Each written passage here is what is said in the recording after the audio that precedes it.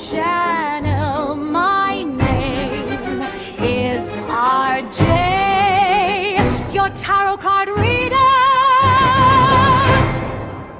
Take what resonates and leave those not for others. Watch on your own risk. Hello my dear! Good morning, magandang umaga po sa ating lahat. Kung hindi mo naman po umaga napapanood ang ating reading, ikaw po'y binabati ko na magandang tanghali, magandang hapon, at magandang gabi. Collective reading. Okay. So, ang na-receive ko na message, my dear, is hindi ka ba nagtataka kung bakit may mga tao na biglaang na lang nagbago? Biglaan na lang sila nag-change. Like, wala ka namang naisip or wala ka namang maisip, my dear, na nagawa mong mali sa kanila, pero they just change.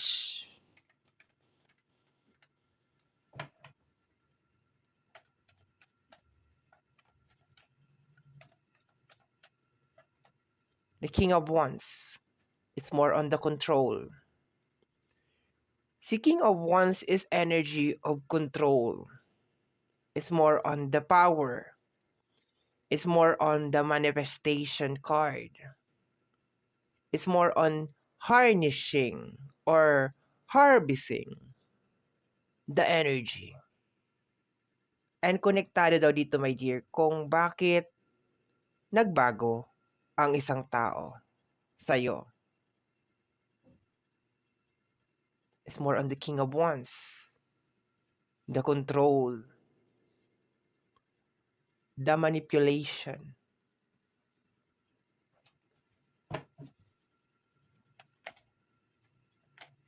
The Hermit. Gotcha. Natutuwa ako sa card na to, my dear, kasi kakaiba yung interpretation niya ng Hermit. Nakita mo kung paano niya hawakan yung ahas. It's more on parang claiming your power back kay King of Wands. So therefore, sa reading natin ngayon, si King of Wands ang snake. Somebody's trying to harness your energy, my dear.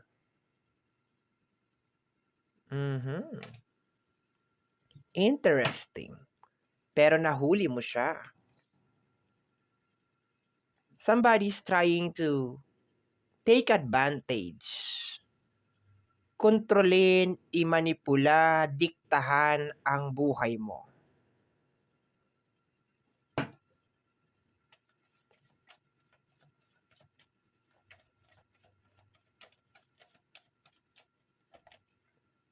Awakening.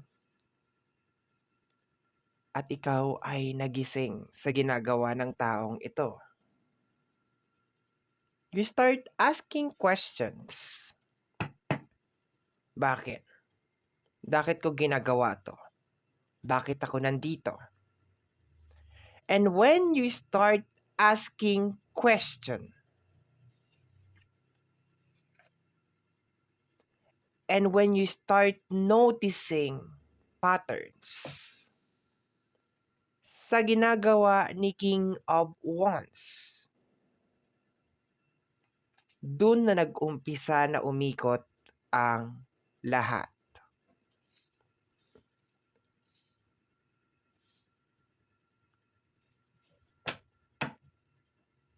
Proceed. Interesting. We have here the energy of the Six of Cups. Tapos na to. Ibig sabihin, posibleng ang nag-i-exist na lang as of this moment is yung area ng alaala mo sa taong to.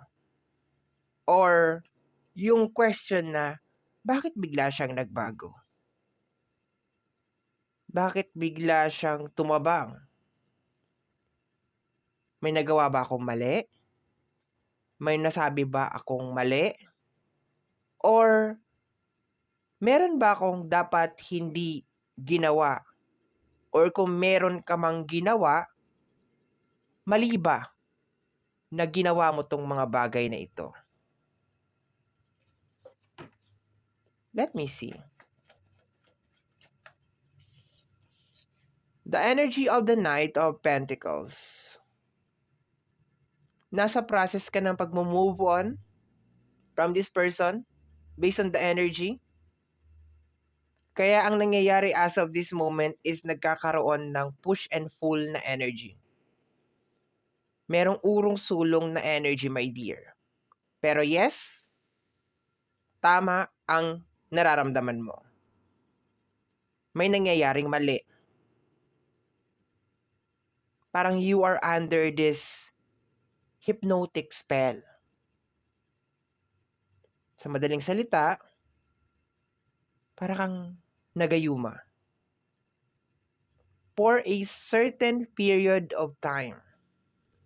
Wala kang ginawa kung hindi sumunod, makinig, maniwala, hanggang isang araw bigla ka na lang nagising. Na teka lang, may mali, may hindi tama. Bakit ako nandito? Anong ginagawa ko dito? And nag-umpisa kang gumawa ng mga movements, salita, and ang mga tao na ganito, my dear, magaling sila makaramdam if yung control nila is nagiging out of control. Pag yung kanilang magic is nawawala na ng bisa. And guess what? Rather than mag-surrender or tanggalin kung ano man yung ginagawa nila or baguhin kung ano man yung ginagawa nila, or sabihin na natin, palayain ka, hindi ka nila palalayain. They will try and try and try and try na ma-recover itong control sa'yo. And after multiple of try na hindi nagwo-work, hindi nila gugustuhin na magstay sa isang connection na hindi sila ang nasusunod. So therefore, anong gagawin? They will make a scene. Away, gulo, tensyon, or biglaan na lang magbabago. Biglaan na lang mawawala. Because of nakikita nila na teka, nagigising na si Collective. Alam niya na kung anong ginagawa ko. Even though, ang nangyayari lang naman sa'yo is like, nakakapansin ka lang ng mga patterns. Nakakapansin ka lang ng mga movements, mga action na mali. Kasi the love is still there. Nandun pa rin. It is just more on like, you are starting to move according sa kung ano yung dapat na nangyayari sa buhay mo. And if people see na gumagalaw ka according sa mga bagay na dapat naaayon sa buhay mo, and therefore, they are losing control out of you. 8 cards tayo in total, my dear. Nahuli mo siya eh. Like, aha. Diba? Ikaw ang dahilan kung bakit ako napunta dito sa lugar na to. Aha. Diba? And ang ginawa nitong tao na to, dali, bago pa mabaliktad ang sitwasyon at ako ang makontrol, tatakbo na ako. Aalis na ako. 'Di ba? Kasi may gano'n na sitwasyon, my dear. May gano'n na sitwasyon na nababaliktad ang sitwasyon. Si King of Wands can be a slave. Ang dating hari ay pwedeng maging alipin. Pwede yon. Kaya, karamihan ng mga ganitong energy, habang maaga pa, sila ay tumatakbo at umaalis. Iba-iba lang ang exit. Pero iisa lang ng pinaka-goal. Ang hindi maging alipin. Let me see, my dear. Kasi, if you have the full access sa buhay mo, anong magiging silbi nitong tao na to? Tagasunod mo. At ayaw niya nun. Ayaw niya ng ganon na senaryo. Gusto niya siya lagi ang nasusunod. Siya ang alpha. At ikaw, you will be the servant. Siya si King of Wands. And you will be just serving King of Wands. You will be just following, obeying orders kay King of Wands. Kaya pag nakita na nila nagkakaroon ng konting glitch or ng konting mali, out of control, gumagawa na ng eksena tong mga taong to. And that's the reason kung bakit bigla siyang nagbago. And, minsan hindi pa yan dyan nagtatapos. Kahit na minsan magkahiwalay na kayo, itong tao na to has a tendency to put a control pa din sa'yo. And it is very well planned, my dear. Ito ang mga senyales na kontrolado ka pa rin ng tao na to maski na naka-move on ka na. Sumasagi pa rin siya sa isipan mo. After all ng ginawa niya sa'yo, the manipulation, kasinungalingan, deception, lahat na, my dear, nandun pa rin sa isip mo, my dear, na kumusta kaya tong tao na to? Ano kayang nangyayari sa kanya? Okay kaya siya? Kasi habang magkasama kayo ng tao na to, dahan-dahan niyang tinatanim sa utak mo to. Kasi remember, the main goal ng mga tao na ganito, my dear, is to remain or to maintain the control sa'yo. Kaya nga minsan, meron mga senaryo na kinikrave mo yung atensyon ng tao na to. Kahit na naghiwalay kayo, it is just like parang brainwash. Parang amnesia ang nangyari, my dear, na after a week, after a month, kinikrave mo na ulit tong tao na to. Pero for some of you, based on the energy to, sa energy ng nasa table natin, is nandun ka sa point ng moving forward or moving process, okay?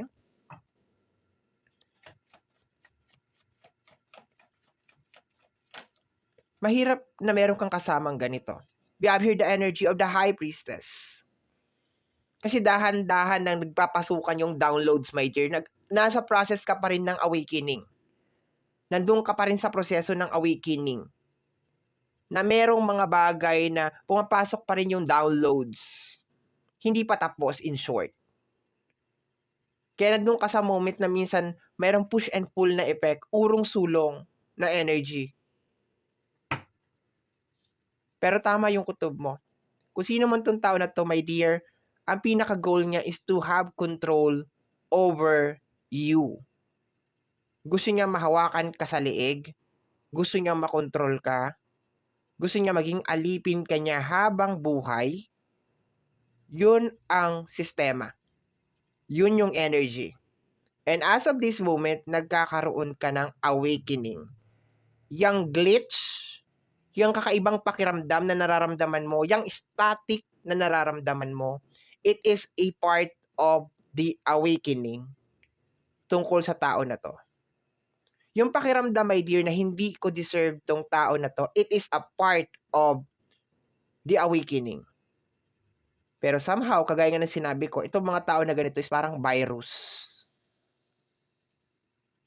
They have a tendency to strike ulit. Kahit na hindi mo na sila kasama, 2, 4, 6. Last 2 cards, my dear. Yung iba sa inyo, as of this moment na nanonood, iniisip ninyo na hindi mo deserve yung tao na yan. Iniisip mo na, teka, hindi ko deserve tong ganitong klase ng tao, hindi ko deserve yung ganitong klase ng relationship, hindi ko deserve yung ganitong klase ng treatment. And yung pagbabago ng ugali niya, my dear, yung silent treatment, yung attitude problem, yung bipolar disorder, it's a part of control and manipulation.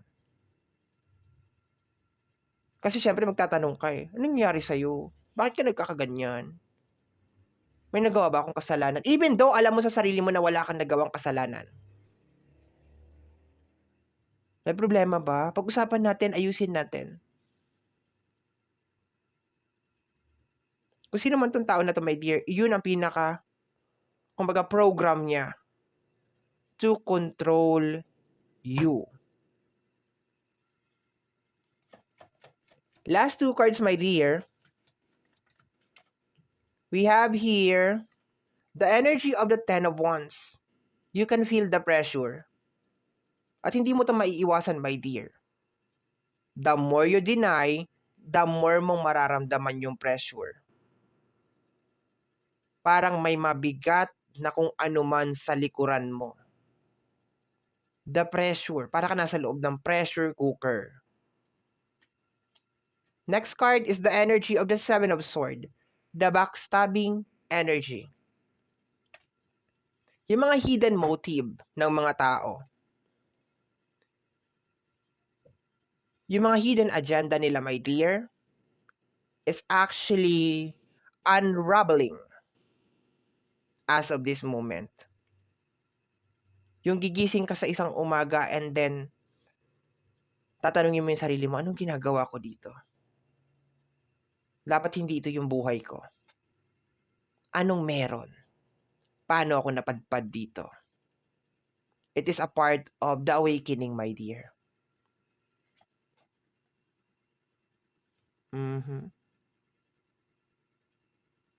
You are under the spell, my dear. And as of this moment, the spell is being broken. Process yan, my dear. Process. Pero alam mo kung ano ang pinaka-sign na panghahawakan mo dito, my dear, is yung bigat, yung pressure.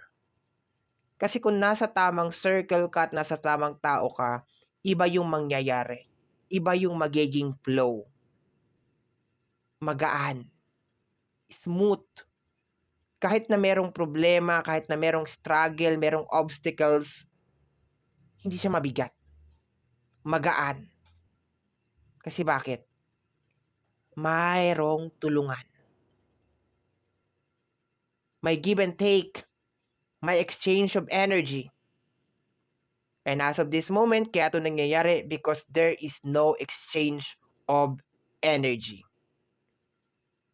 You are the slave at siya ang king. Wala kang ibang gagawin sa buong buhay mo kung hindi pagsilbihan, paglingkuran ang taong ito. It really doesn't matter kung ano ang placement niya sa buhay mo. Yun ang magiging role mo sa buhay niya. To serve and to protect. Siya ang hari, ikaw ang alipin. Wala kang gagawin kung hindi pagsilbihan at paglingkuran ang taong ito. Okay? So my dear, ito ang nasagap natin na message energy para sa umagang ito. Kagaya po ng lagi kong sinasabi or lagi kong nasasambit, ang tanging hiling at dasal ko lamang po sa ating buong may kapal na ang mga readings na ginagawa ko ay nakakatulong po sana sa ating lahat. Maraming salamat po. Thank you, my dear. Bye-bye and take care of yourself.